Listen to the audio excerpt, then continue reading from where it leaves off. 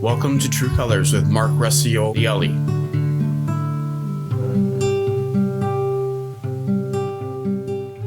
Hello and welcome to True Colors podcast. I am Mark Reciolielli.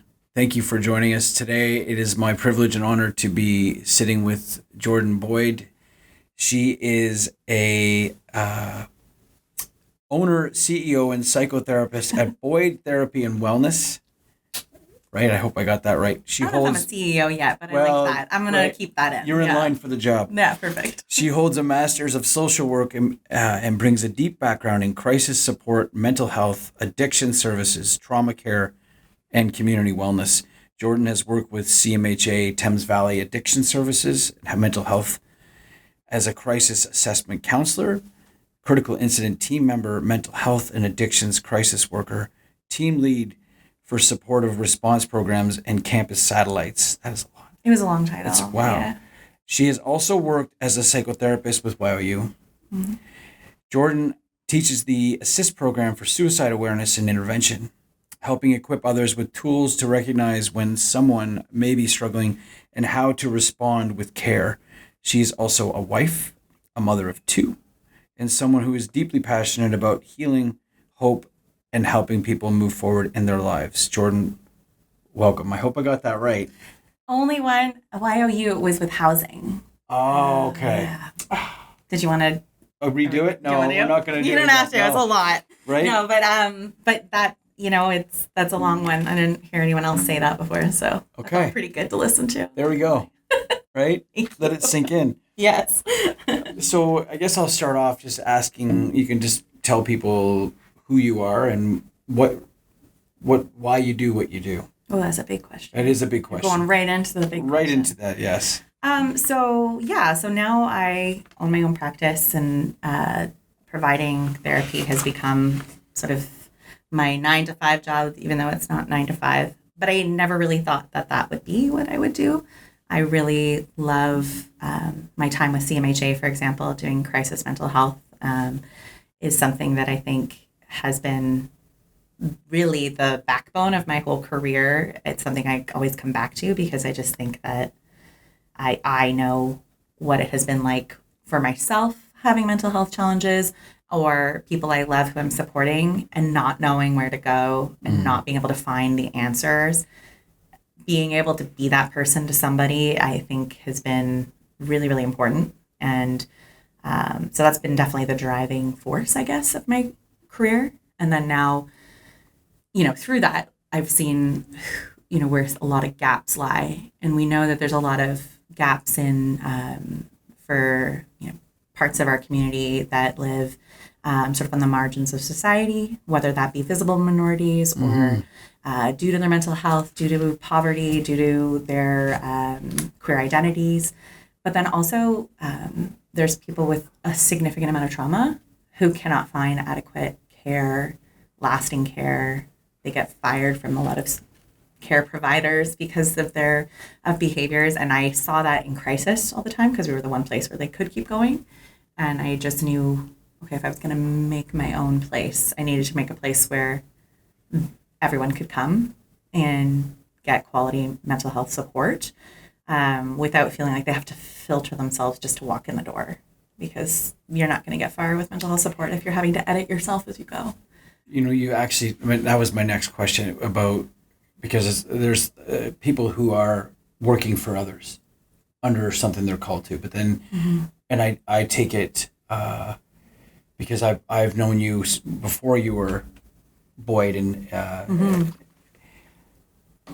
I think there's a different level of care when people are willing to step out on their own, because if they recognize either there's more that they can do on as independent, but there's a lot of scariness to that. Yeah. Right. There's a lot of conforming or comfortable. Protection. The protection, yes. Someone else's name behind you, for sure. Right. But I also love that you've also attracted people to this as well. I think, you get to kind of handpick, right? Being, the up and coming CEO, you get to pick who comes on board. Yeah. Right. So that goes under your name, yes. which is so important, I think. Because when we hire people, we want them to kind of fall into the same philosophy, so that when you get therapy, whether it's yourself or anyone working for you, you want them to kind of fall under the same umbrella. Absolutely. I think, for example, suicide conversations has been such a big part of the work that I do for the last 6+ years. I would say probably thousands of conversations I've had with people who want to die and then can't talk to their therapist about it because their therapist hasn't done work in suicide prevention, suicide, interventions. And that's not a dig on anyone, because that's the thing about therapy is like everyone should have a niche. Just like going to your doctor. You don't go to your family doctor for something you require a specialist or a surgeon for. So you go to someone who has that knowledge and that training and can handle those conversations safely.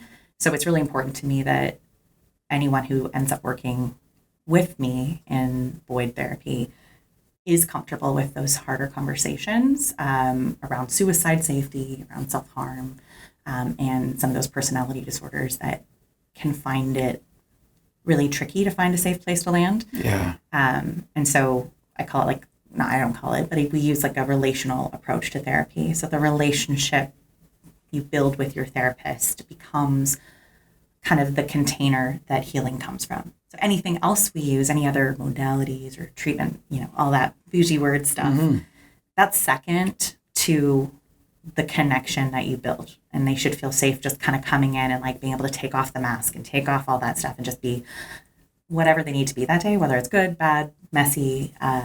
But the therapist needs to also be present in the not same way, obviously, it's not their therapy session, but they should know who they're going to see, and it shouldn't be performative. And that's sort of the value in being selective in who I bring in. It's really with that focus in mind, is that when you walk in the door, you know that person and you feel like this therapist sees me and I see them and I can just be me here. And as you were saying that, I was thinking about a general practitioner when we go see the GP, if they don't know the answer. They can be offended that they don't know the answer because they're a medical doctor, or they can recognize that that's not in their wheelhouse. Yeah. Right. And I think that's important for you to recognize, and people who want to work with you, that this is what I believe in. This is what's helped me. This is what's helped the clients I've worked with. Yeah. Right. I try and not be offended. If someone asks me a question, it's either I can refer them to someone who knows the answer, or that's me to say, I need more information. Yeah. Right. Oh, absolutely. I think it's some of the most humbling moments. If you're really good at what you do, you have to get comfortable with not knowing things and being open and honest about that. And so even when, I do consults with people to determine if they want to work with me as a therapist, I always joke that I'm almost like trying to convince them not to.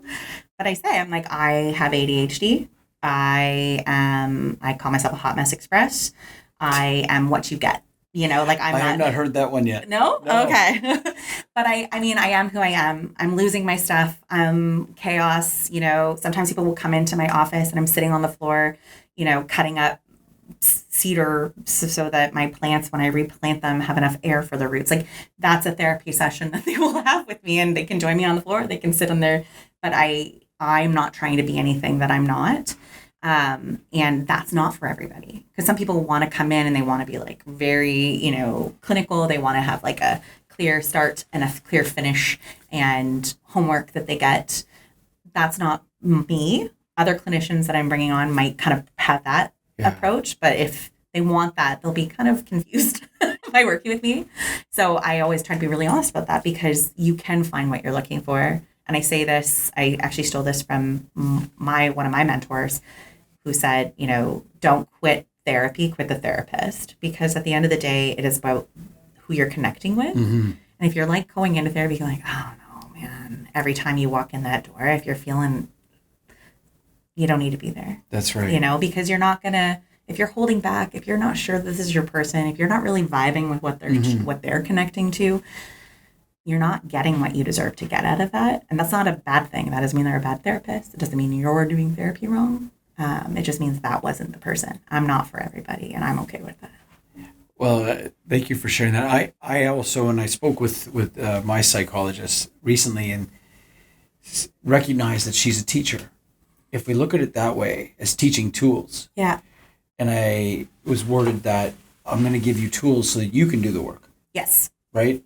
People don't come to you so Jordan does the work. Jordan's done her own work. That's what has made her a better teacher. Yeah. And when you can tell people, again, I like that, don't quit therapy, quit the therapist. Yeah. You just don't, we've all had we've all had teachers that were better. I don't like to use the negative. Yeah, but we've all had, we know the teachers we remember because they left a positive impact on us. yes. And, and the ones that we left going, oh, so glad that's over. We can't wait for the next true, time. Getting through it, right? Yes. Looking at the clock. And I also want to share that when we are unapologetically ourselves, we give permission for others to do so. So if you're the therapist in the room, and I will share, Jordan will be knitting or whatever it may be, and she'll usually say, "You okay with this?" So it's, again, if it was triggering for me, that's my opportunity to say, that bothers me, which is respectful, but at the same time, it's also teaching me by you doing that. I have my own ability to say, well, I can say this is what I need in this room at this time, because when we find what works.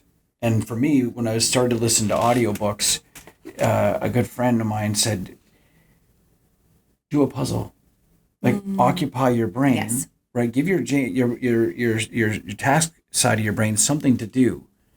And it was amazing because I thought, well, I'm not going to be able to absorb material. I was absorbing it better. Yeah.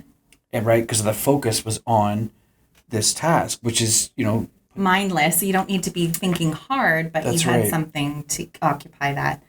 So I was late diagnosed with ADHD. So I was only diagnosed about a year and a half ago. It's been a joke in my family my whole life because I have the brain of a squirrel half the time and I'm just chasing cool things that distract me. Yeah. But I was diagnosed. I'm on medication now for it. And it has been such a huge eye opener for me. And part of that has been recognizing how hard I've worked every single day of my life, just trying to stay in the present or get things done or show up. And I had no idea until I started taking meds and things got easier. And I was like, wait, it doesn't take me 45 minutes to sit down and send an email? Before I've even started the email, 45 minutes just to get my head in the space to write a 3-sentence email. Suddenly I have time. What is this? Things that I had no idea that wasn't a normal way to live until I was on medication and suddenly it was easier. And I was like, I can do these things. I don't have to think about what to do, or I can just focus on one thing at a time. And so, crocheting or knitting, I color. I would bring coloring books to board meetings for work and things like that in some of my jobs. And I recognized I looked ridiculous, but also it was that, or I would leave with nothing in my brain, because the way it was described to me, and I think what I've really resonated with, it was something and this isn't based on, this is just more how it feels when you have ADHD, but your brain has to be 100% occupied at all times. And so if a task only requires, so thinking of listening to an audiobook, if that only requires 40% of my brain, depending on what I'm listening to, if I actually want to listen to that, I need to find a way to occupy the other 60. And so that might be a puzzle that you've done. For me right now, my hyperfixation, also an ADHD trait, is gardening right now. So I'll put, a Which training has its on. own rewards. Exactly. Yeah. So I'm trying to find other things, or I'll do the dishes, or I'll laundry, tasks that are hard for me to do, but I have to just make sure I'm doing something else with it to partner in order to get a thing done. So there's been a lot of learning and unlearning about why my brain works the way it does, which is its own mental health journey, and really common for women. I will say, just a little gender plug there, but women show up. We're socialized differently. which means ADHD shows up differently. Mm-hmm. It's not a physical experience the way it can be for a lot of young boys who are seeing like the stereotypical like jumping off the walls, and not all boys and men experience ADHD that way, but that's the most commonly held belief. Whereas a lot of women, it's very internal anxiety, like just, I think I watched a TikTok of someone being like, this is, what it sounds like to be in my brain. And I remember I cried after I watched this because I'm not a crier, but it just was the first time I was like, realized like, oh my God, that's not normal. But she's just walking down the street and she just had all these layers of her voice talking. There's like a song playing in the background of it. And she's like, oh, there's a fence. And oh, look at the cat. Oh, did I close the thing in the laundry room? Yeah, no, I think I did. But all of that was happening at the same time. So there would be 6 voices talking at any given time, just in this one block she walked. Mm-hmm. And I remember I played it for my husband, who's like kind of normal. Like I use that loosely, but not neurodivergent. And he is just like, what is this? I was like, that's what my brain sounds like. From like literally the time I wake up until I go to sleep. And he's like, oh my God, that's a lot. I was like, yes. I was like, I'm so glad I can find, like, because like you try to explain that to someone and yes. it doesn't make sense. No, like there's always something, like right now I'm narrating that there's these black squares on the wall and there's a yellow shirt to my right. And like I have something in my head telling me little things. Yeah. There was a voice that I heard, it never stops. It's never quiet. And so I don't know why I started on that tangent, but it's just to say, that's great. We're all on the knitting. That's very knitting. I introduced that. It was your fault. That little TED Talk was all you. Right. Well, thank you for saying that. My sister-in-law, Caitlin, she's ADHD late in life too, and her 4 girls, and she calls, again, neurotypical sounds so boring. Yes. And she says neurospicy for her girls, which I use in a lot of rooms. And if there's someone, you usually get a smile from someone. Yeah. Like, hey, that's me. That's me. I like that. But I think she shares a lot of what you just pointed out too, and the gender difference, because I remember in school, the kids on Ritalin and so on. So I kind of pigeonholed my expectations of what it should look like. Yeah. Right. And I think that's important how you shared that, because we shouldn't override our symptoms, right? We should be, asking the right questions and asking especially doctors to refer, right? Yeah. Right. If it's not in your wheelhouse, it's okay to say that. And I'm really fortunate. I have a doctor who's I think there's a certain measure of expertise in knowing a little bit about a lot of things, mm-hmm. right? And I would say crisis mental health, that was my job. I didn't need to know a lot of specific things. I needed to know a lot. I needed to know a little bit about a lot of things. Yes. Because you're getting anything coming in. And I think a family physician would be the same thing, whereas I don't expect you to be able to diagnose everything I come in with, but I do expect you to recognize when you're out of your scope. Therapy, same thing, to recognize when this is now outside of where I should be working, not because you don't deserve therapy, but because you deserve the right therapy.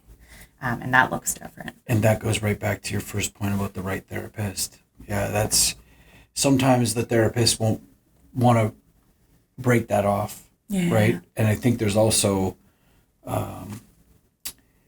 there's a little bit of I can do better, I can try a different approach, right? But it's a hard avenue, because I have several people that have had several poor experiences. Yeah. And so when I find therapists that I've really have helped me to a level, and especially stand up against me on my days when I need it. Yeah. Like, don't let the pity party come out. Don't, you're having a bad moment here. Just ground yourself, get through it, and we're good. Mm-hmm. Rather than kind of saying, I spent an hour complaining how horrible the world is. And right, that used to be Mark's little go-to. Yeah. We share, Jordan does neurofeedback for me and several others. And can you talk just a little bit about what neurofeedback is, and maybe just, why people would need it, or why would people want to go to neurofeedback? So I always caution people whenever I talk to them of what neurofeedback is, because I am a social worker, which means science and math not my jam. But so I explain it in the way that it makes sense to me and the way I've experienced it, which I do, as you know, for anything that I talk about. But neurofeedback, you come in, you get hooked up to a machine, which sounds terrifying the way I'm saying it, but you just have a little electrode on your two on your right ear, two on your head, and then one on your left ear, and you're listening to music. You can have a screen on with some cool squiggly lines if you want, but some people don't. And it's about 30 minutes long. And what it is doing is it's reading, the brainwaves, your brainwaves. There's 4 different brainwaves. They have different reasons for activating the way they do for the context of neurofeedback. And, I always think of it like, I think the way that it's made the most sense to me is like, if I am out in the forest hunting or looking for berries, looking for food, I need the brainwaves. My brain needs to be focused in a way that is so intensely aware of what I'm looking for and filtering out other things. It is working hard and working fast. I do not want to be in that same state when I go to sleep. I need a very different brainwave set of circumstances happening for me. But what happens for some people is sort of you get stuck. And I think we see that with anxiety. We see that certainly with trauma. We see that with depression. And it's not just one part being stuck. It's not your thought patterns. It's your system. And so what it does is it allows this opportunity to kind of just, I almost think of it like holding up a mirror to your brain and saying, hey, is that where you want to be right now? So you'll hear these little clicks or pauses in the music. They're very small. And that's just how it communicates. It's just it's not telling your brain to do something different. It's not forcing anything. It's passive, but it's just saying, hey, is that where you want to be? And so the goal is that you're slowly training your brain to just be flexible as it goes through those different brain waves, so that over time you move through them in a way that it's intended to, which means in a normal day, you're going to experience all 4 different brain waves at different times, depending on what you're doing. You want that. But when we're stuck, it's been disrupted in some way, it can really impact our lives. So it's another way to kind of explore mental health. Similar, it gets lumped in with biofeedback is another way where, again, it's just a way of instead you're looking at your heart rate or your breathing, right? And so it's just another way of kind of bringing in all these different systems. Yeah. And the more we learn, the more we're like, hey, it's all a little connected here. I find that the people who really enjoy neurofeedback are folks with anxiety and trauma, complex trauma, certainly. I work with a lot of folks like first responders, for example, folks that maybe maybe they don't need to talk about the thing.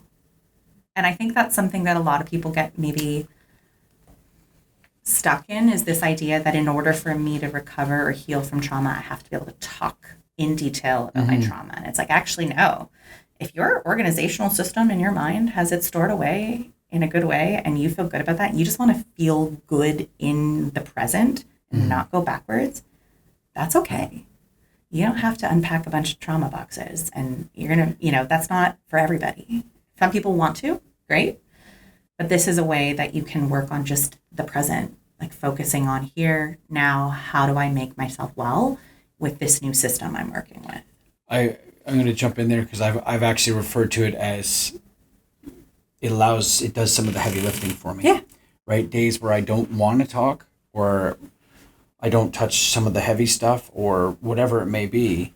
In the bilateral too, I think the bilateral, and I listen to some even in my Bluetooth, understanding that it's when we get to this hypervigilance side and we get into that, the amygdala kicking on and always in this, fight, flight kind of hypervigilance, we're kicking off the one side of our brain. And so when we bilaterally allow stimulation to send the wave across both, we continue to rewire as we grow, and we're in a safe environment. We're calm. Yeah. Sometimes I will fall asleep. Sometimes I will read. Yeah.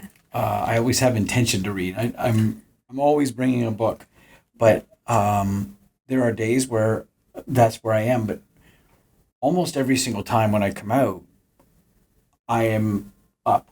Yeah. I feel good. I feel there's a rest when I'm not getting the REM sleep like I should be. And my central nervous has had a rough go of, again, spent many years overriding filters of what I should be. So Right. I'm ready for things.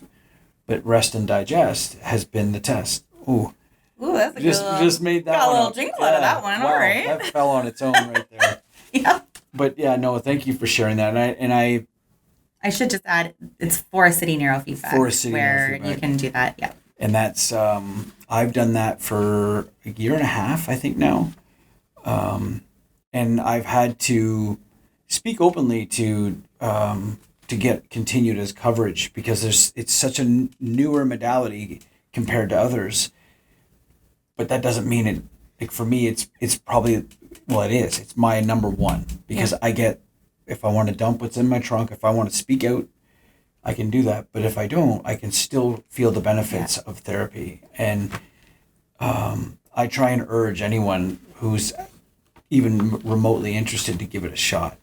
I think it's one of those things where therapy is constantly evolving, like the healing process. We're learning so much more.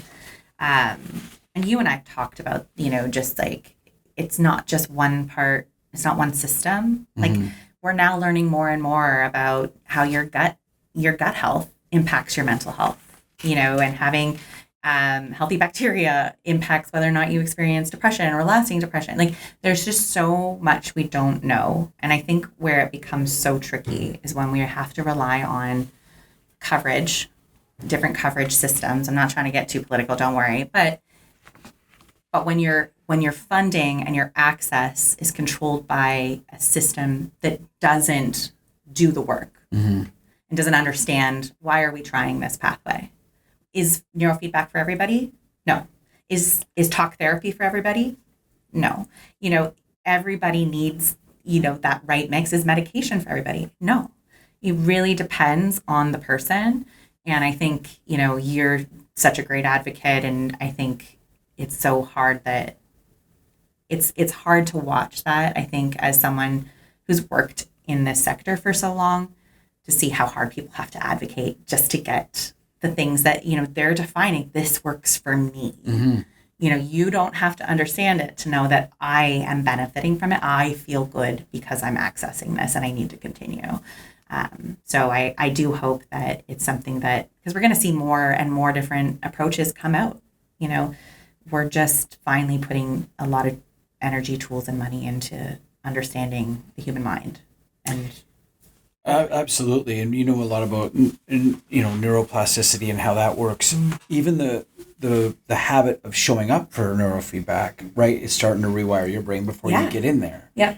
And then when you start feeling the benefits and recognizing, hey, I have a little more tolerance. I'm a little more relaxed. I'm not so quick to get anxious.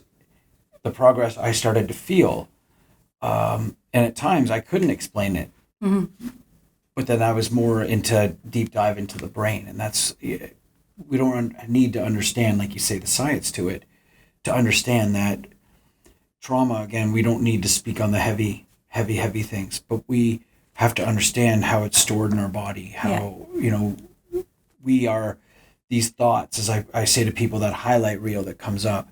If you're continuing to run, work out, whatever and I give, there's a lot of benefits to that too.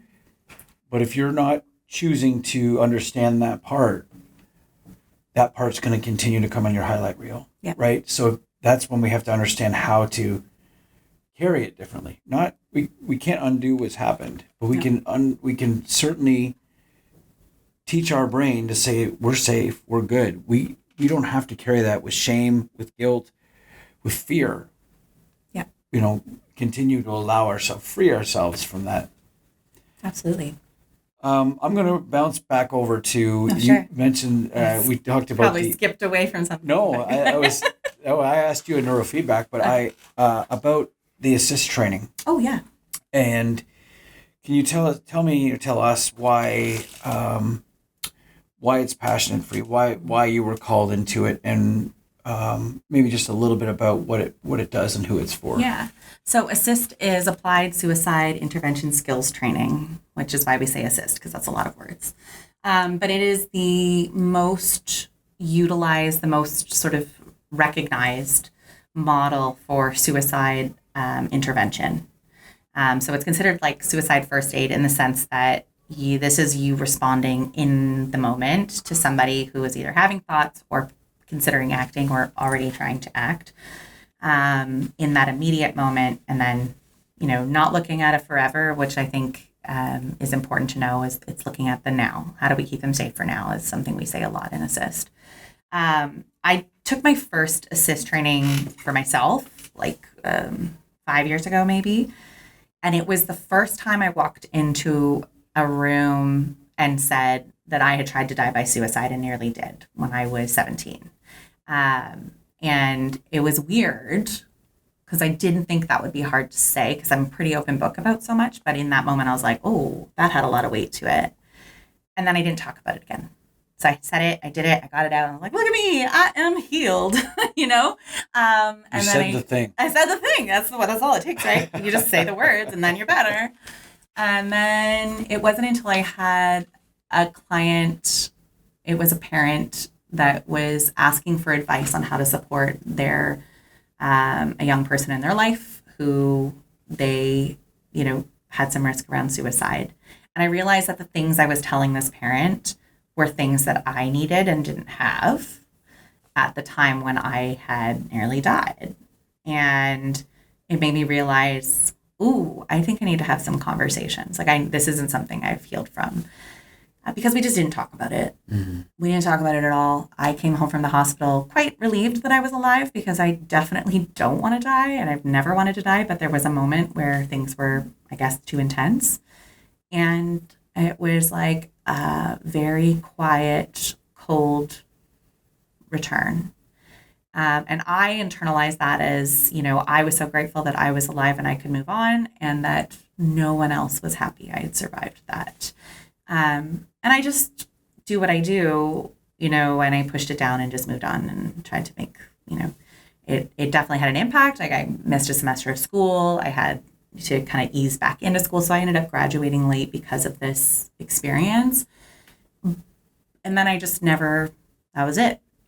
Blip on my radar. And so I did have, a conversation with my mom. My mom's a single parent and she is, in my opinion, like peak of what parents should look like. She is human. She is flawed and she is so selfless and compassionate and has literally given her life for me, my siblings, and the community she serves. She's a child and youth worker and has done that for decades. But she, because of her own family system and trauma, learned to parent from this very institutional space of school, becoming a child and youth worker. And I think, we just didn't talk about a lot of we talked about stuff, but it was like from a step back. Like we weren't a lovey-dovey family. We weren't like a cuddly family. Mm-hmm. Maybe when I was little, but certainly not as I grew up. And there was not, so it was like talking about this felt really weird because I also know she has a lot of guilt. She feels like, there were better parents out there. We got the short end of the parenting stick, which I will argue to the depths of the world, I got the best parent I needed. But she didn't see it that way.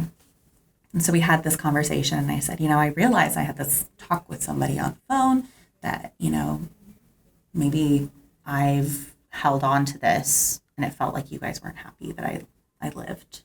She's like, what? What are you talking about? That was the scariest thing that's happened to me.